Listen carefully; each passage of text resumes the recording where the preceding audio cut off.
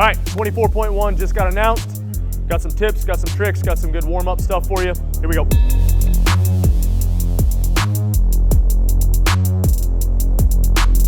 All right, 24.1 is dumbbell snatch, burpee, dumbbell snatch, burpee, dumbbell snatch, burpee, dumbbell snatch, burpee, dumbbell snatch, burpee, dumbbell snatch, burpee, dumbbell snatch, burpee. One more? I think you said the next Too many? one. Any many. There's 8 of those. All right, there's what? 42, No. way you look at it, 42, 30, 18. It's one way to think of it. Yeah, yeah. For top level athletes, it's gonna all come down to cycle rate on this dumbbell and cycle rate on your burpees. So think about on the dumbbell, maybe on the front half, on the 21-21, just a controlled pace on that. And then if you saw the announcement, Adler picked it up on the second half. Like I said, maybe controlled through the first 42 of each movement, and then push that back half because you're pretty much done with the workout at that point. Especially in the 9s for sure. Yep. If you can stay away from power snatching it and just do the muscle snatch, I would go for it. Pull up, pull down on the dumbbell. Like I said, maybe temper that a little bit on the first two 21s, or the only 21s. But once you get to the 15 and 9, you should be cycling that dumbbell fast. So as you pull up, as soon as you hit, you're pulling back down. Maybe trying to get a little bit of a bounce off the ground there. Not too much or you might get called for something. What I would do on the burpee, you can do the 2-step up. It'll be faster. It might burn those hip flexors out. If I'm coming this way on the dumbbell, I don't know if this will mess up the mic, but I'll step here and jump over, and then I'll do the opposite. Or no, I won't do the opposite. But you step out with the outside foot, step up with the outside foot, and then jump that way. It's just a little bit of savor on the leg, so you're not jumping up on the same leg. Outside foot always steps up. Outside foot always steps up, no matter which side of the burpee you're on. It may take you a little bit to get used to that. Might be something that saves you a little bit. Or, let's be honest, lateral burpees a little bit faster. It's not, I mean, it is 90 burpees, or 90, was it? Yeah, 90, but it's really not that bad.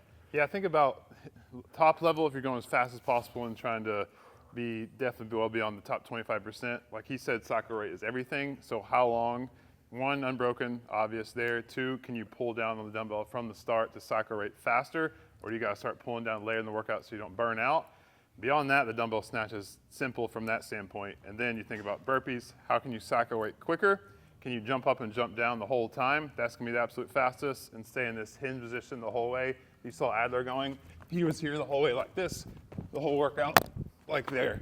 That's gonna be the fastest. You can move even faster at that rate, but if that's gonna burn you out, don't start that way like he said, and start that in the 15. So that's to go as fast as possible on that end, is pull down, up, down on the burpee, dumbbell snatch, burpee, stay hinged the whole way, jump up, jump down. Next option be step up, step down, and don't pull down on the dumbbell from the top. Something I noticed the athletes did there, they put a chalk line for their hands. Yep. That keeps you in the right orientation on the dumbbell. If you scoot too far back, your feet might be going around the dumbbell. You might get no repped. So wherever I would put it out front a little bit. We could have drawn that a little bit ahead of the dumbbell. What that's going to do is when you go down and up, your feet are naturally going to be in line with the dumbbell. So find where you need to draw those chalk hands there. So you go your hands there every time. You're up and over. And I'm thinking the same thing here. I'm stepping up the outside foot, easy, right in line with the dumbbell to hop over. Doesn't have to be 2 feet takeoff. So me, I'm doing the workout. I'm really good at dumbbell snatch, so I'm gonna say I'm broken with those. Woohoo! Relative. You heard it here first. I'm really sore. We did freaking 90, go to 70. 90 with the 70 yesterday. No big deal, so it should be warm. But I'm gonna do no 2 feet takeoff. So like so, a little hop over. Your feet have to be in the air at the same time though. Correct. So I don't even know how to not do that, but you could do that. So make sure, that would just be stepping over the dumbbell, I think. Whatever. But don't do that.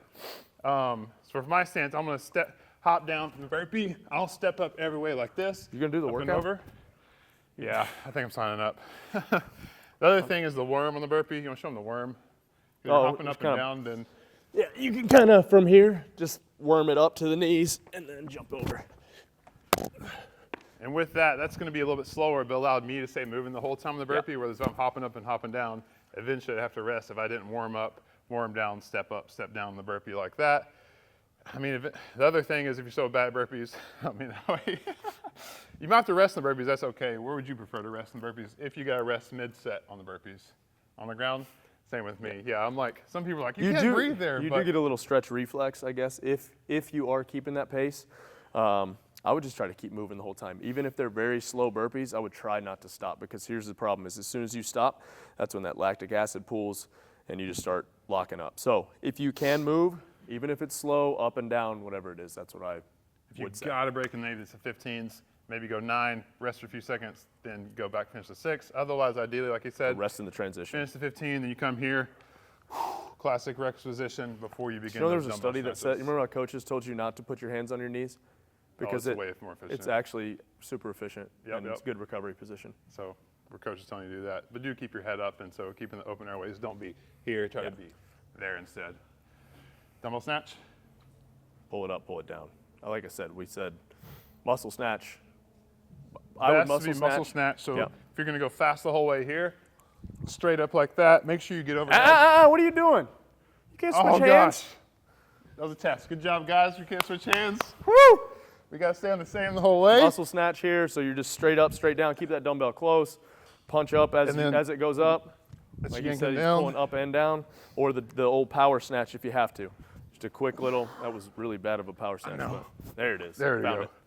Yep. So bend those knees on that catch. It does save a little bit in the pull. I don't feel like your pull's going to get super fatigued in this because you're doing burpees. I think it's actually going to be more of the press or the bend of the knee. So This is for sure a burpee workout, 100%. If you're all worried about the thing to think about is your low back could get cooked with all the flexion from the burpees extension. Also hip flexion here too. So the one thing to think about from this angle, let's have a good hinge position. So don't come and yank like that. Try not to, at least to start. Let's start each one just that little cue with hips back. It's that hip flexion here. I'm gonna be stacked in that way, and then I'm gonna load my hamstrings for them as much as I can versus rounded back from there. That position here, it's still just as fast. It's just that little cue like that. But on the next round, cue and then go. And it's much easier to do them all if you start the first rep like that, whereas if you start rounded, you probably do them all rounded. I don't have a preference, or I have a preference. There's two separate ways you could do it. Dumbbell facing, what was that, parallel? Or you can go perpendicular. I like the perpendicular, but. Oh yeah, I'm perpendicular too, for sure. Because then you stay like straight ahead. Cool. That's the biggest thing. We'll make sure you get you guys warmed up. Hamstrings really warm. Just keep that flat back. On the dumbbell snatches, you gotta go power, that's fine. The starting position stay the same. Lock that out overhead. It's about as simple as it gets on open workouts. You're out of breath, man. Not a good sign. All right, guys, 24.1 just got released. We've got dumbbell snatches, we've got burpees, okay? So pretty simple. We're gonna take you through a warm-up and a cool-down for today. Okay, so first off, starting off in our warm-up, what we wanna do is get our overhead position warmed up. So first thing I want you to do, grab a band, put it up onto the rig here. We're gonna go hand in, step back, get tension on the band. The arm that's up, leg's gonna go behind. We're gonna let that lat stretch, feel the stretch here, get into some hip extension, and then we're gonna activate the scap, pulling straight down, keeping the elbow straight. Hold for about 5 seconds, back into a relaxed stretch, and then back through that. Run through this a couple times, go about 10 reps on each side, okay? Now, we're doing a lot of hinging, okay? We wanna get the posterior chain warmed up. What we're gonna do, grab that same band. Hard part is getting into it. We're gonna go here, put this on the back of the neck. We're gonna warm up the hamstrings and the lumbar spine. We're gonna hit some good mornings with the band. Going through this, hitting about 10 to 15 reps, a couple sets running through.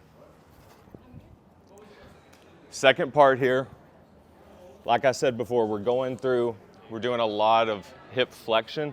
We wanna get this opened up, get it primed, ready to roll. So we're gonna open up the hip, go in with the leg. We're gonna step out, get tension on the band.